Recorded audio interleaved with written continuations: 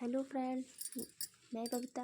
आज मैंने आपको कैलेंडर के कुछ बताए थे, कुछ ट्रिक बताए थे जो कि मैं आगे का भाग आपको बताने वाली हूँ। जैसे कि देखिए, हम पढ़ रहे थे कौन सा दिन पहला होगा, कौन सा आखिरी होगा। तो चलिए आगे देखते हैं। यदि किसी वर्ष का कैलेंडर कितने साल बाद समान होगा, तो ये पहला कंडीशन रहती है जो कि हमसे पहले तरह पूछा जाता है। तो किसी वर्ष का कैलेंडर कितने साल बाद समान होगा। यदि लीप वर्ष है, जैसे 2000 लीप वर्ष है, 2024 है, तो कितने साल बाद कैलेंडर समान होगा। तो हम उसमें क्या करते हैं, यदि लीप वर्ष है, ये देखिए 24 लीप वर्ष है, 4 से डिवाइड करके आप देख लीजिए, लीप वर्ष है, 0 आ रहा है, रिमाइंडर रिमाइंडर 0 आ रहा है, तो लीप वर्ष है। तो लीप वर्ष में हम क्या करेंगे, 2016 है, 2016 में आप 28 जोड़ दीजिए, क्या आएगा, 44। तो 2044 का कैलेंडर 28 साल बाद समान होगा।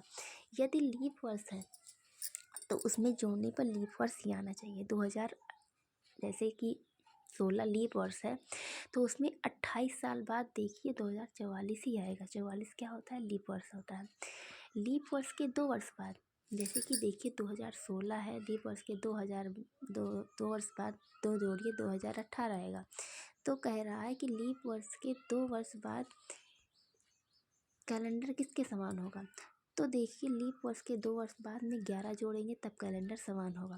यदि लीप वर्ष के 1 वर्ष बाद है तो उसमें 6 जोड़ेंगे। यदि लीप वर्ष के देखिए 1 वर्ष बाद है तो उसमें 6 ऐड करेंगे। तो देखिए 2017 में आप 6 ऐड किए, 2023। यदि लीप वर्ष है तो वो कैलेंडर 28 साल बाद समान होगा। यदि लीप वर्ष के 2 वर्ष बाद है तो उसमें 11 जोड़ेंगे। लीप वर्ष के 1 वर्ष बाद है तो उसमें 6 जोड़ेंगे। यदि लीप वर्ष के 3 वर्ष बाद है तो उसमें 11 जोड़ेंगे। उम्मीद है कि आपको समझ आ रहा होगा। अब देखिए, यदि लीप वर्ष का पूछे तो लीप वर्ष ही आना चाहिए। जैसे 2016 का पूछा था तो हमने 2028 जोड़ा तो 2044 आया। 2044 क्या है, लीप वर्ष है। अब देखिए 2018 क्या है, साधारण वर्ष है। तो 2029 क्या है, वो भी साधारण वर्ष है। 2017 क्या है, साधारण वर्ष है। 2023 क्या है, साधारण वर्ष है। 2019 क्या है, साधारण वर्ष। 2030 क्या है, साधारण वर्ष। तो हमारा कहने का मतलब ये है कि यदि लीप वर्ष का पूछे तो लीप वर्ष आएगा, साधारण वर्ष का पूछे साधारण वर्ष आएगा। यदि साधारण वर्ष का पूछे लीप वर्ष आ गया तो इट मीन्स ये गलत है। यदि साधारण वर्ष का पूछे लीप वर्ष आ गया, लीप वर्ष का पूछे साधारण वर्ष आ गया, तो ये बिल्कुल गलत है। लीप वर्ष पूछे तो लीप वर्ष, साधारण वर्ष पूछे तो साधारण वर्ष। अब देखिए, हम कुछ क्वेश्चन करने चलते हैं। जैसे देखिए 29 अगस्त को संडे था, तो 29 देखिए 29 अगस्त को मान लीजिए। दूसरा देखिए, यदि 26 जनवरी को मंडे है, सोमवार है, तो 28 फरवरी को कौन सा दिन होगा। तो देखिए 26 जनवरी में 31 दिन होते हैं। 26 जनवरी में देखिए हमें 31 दिन होते हैं। 31 दिन हमें विषम दिन निकालना है। तो 31 को हम 7 से डिवाइड करेंगे तो शेषफल क्या आएगा, 5 आएगा। अब देखिए हम 5 लिखेंगे, प्लस हमें जहाँ तक निकालना होता है, जिस डेट तक, तो 5 + 28। अब 7 से आप डिवाइड कर दीजिए। ऐसे भी आप कर सकते हो कि 28 को आप 7 से डिवाइड करिए, 0 आएगा, 5 विषम दिन बन गया। लेकिन फिर भी नहीं आ रहा है तो 28 में 5 जोड़िए आप, 33 आएगा। 33 को आप 7 से डिवाइड करिए तो शेषफल 5 आएगा। तो आगे का निकालना रहता है तो हमको 5 दिन आगे बढ़ जाते हैं। यदि हमको पीछे का निकालना है तो 5 दिन पीछे चले जाते हैं या फिर उसी में से घटा देते हैं। अब मंडे के 5 दिन बाद, Monday, Tuesday, Wednesday, Thursday, Friday, Saturday. ठीक। अब देखिए आगे हम आपको बताते हैं। आगे देखिए,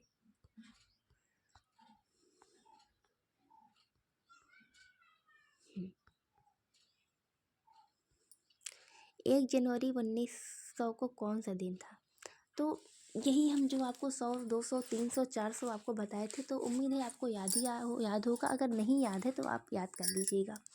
और हाँ, सोमवार, Sunday, Monday, Tuesday, Wednesday, Thursday, Friday, Saturday, इन सब का भी कोड निकालना है। 0, 1, 2, 3, 4, 5, 6। संडे का 0, मंडे का 1, ट्यूसडे का 2, वेडनेसडे का 3, थर्सडे का 4, फ्राइडे का 5, सैटरडे का 6।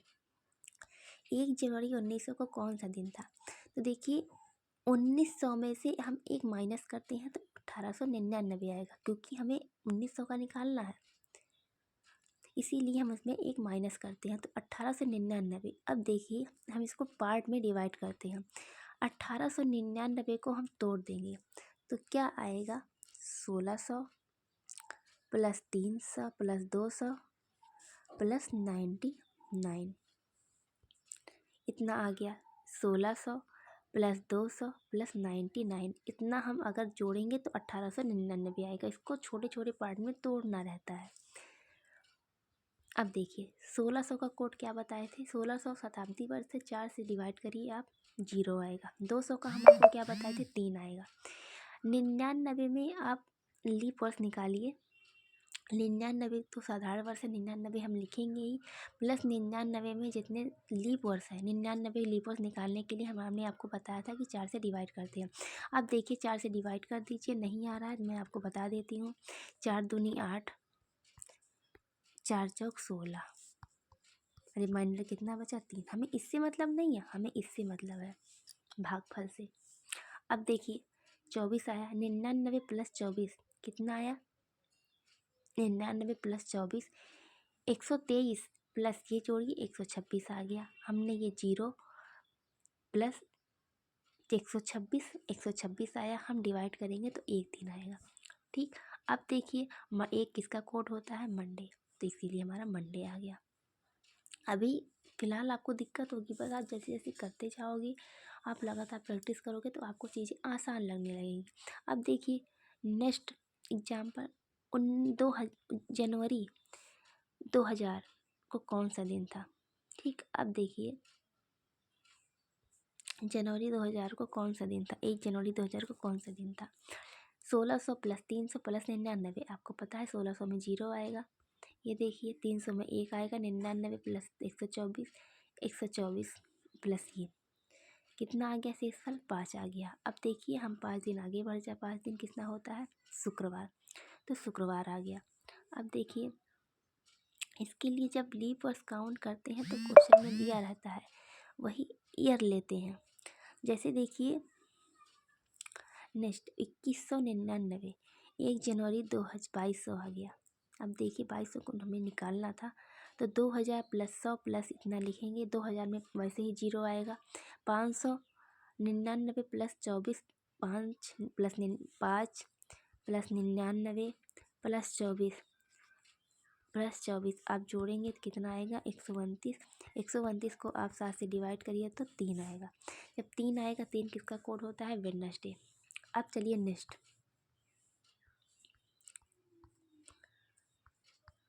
इसका कोड कितना होता है, 3 होता है।